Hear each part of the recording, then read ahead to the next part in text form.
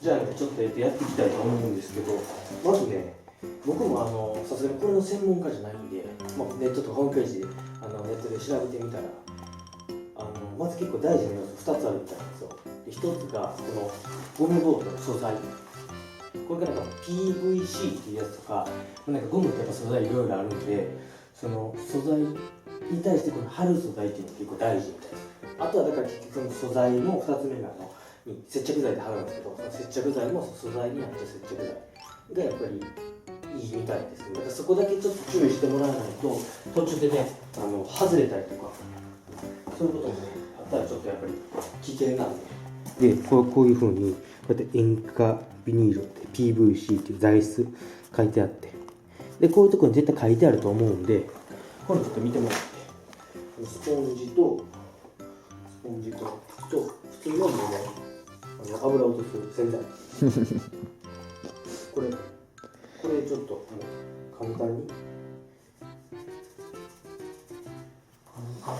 こう、ね、でこうやって泡立たして空気入れたらここだけプーッと出てくるんで、どこが開いてるか分かりやすいと思うんで、こう洗剤とか使って、でこのゴム当てるとこ大体こうやってもらったら、この紙やすい結構多分ザラザラしてない。何番ですか？シャープ。これはシャープ何番とか書いてないですね。ない、書いてない。大体、4000、5000番ぐらい。めっちゃ細かいですね。細かいのでやってもらってるんで、めちゃくちゃザラザラしてたら洗いとダメ。そうですね。意味あるのこれ？意味はあると思うんで、やった方がいいでしょう。ここのさ、溝どうしよう。これね、切った時に端っこ、ここをね、丸くしておいてください。こうやって丸くしておいてもらった方が取りにくくなる。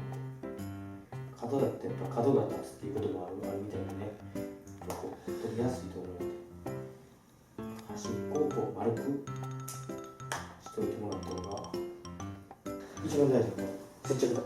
今回これシールパッキンブラックっていうね、僕の友人が京都で働いてるんですけど、カットや、それは。それカットや、ピーや、バキュンや。接着剤なんですけど、ゴム、塗った後がこれ自体のゴムになるみたいなんですよ。やばいです。これどうするの？このままいったらいい？本来はそいつをつけて、で先端をニッパーで好みの太さの部分で切る。先端の方が細なる。それはケツにつけて横それシュッて入れれるやろ、後ろクリクリって回す。そうそう、それでクリクリって回したらブニュって出るっていう。ほなもう最後まで使える。そう、これだけでもいけそうやな。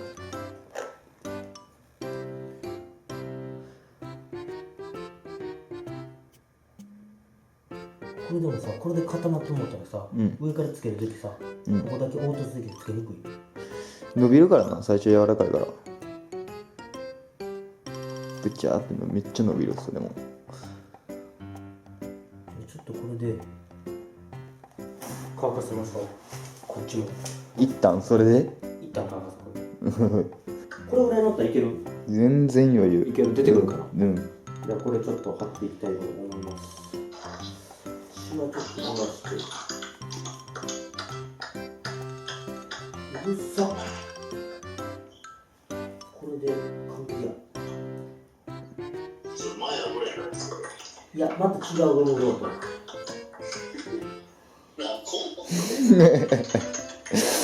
前破れたやつはあっち、オレンジの方。で、これはもっといいやつ。これでもこんなにいったら出てくるか。出るよ。塗りすぎやって普通に。これでも多いくらい？多い、全然多い。めっちゃ贅沢な使い方するやん。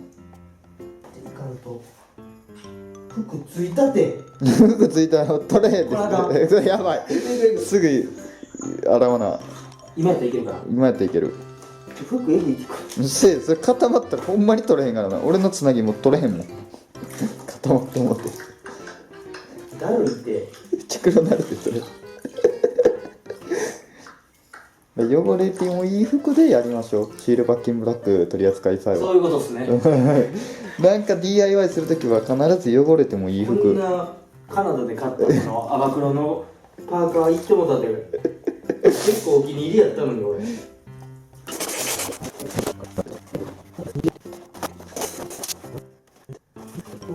きるかな。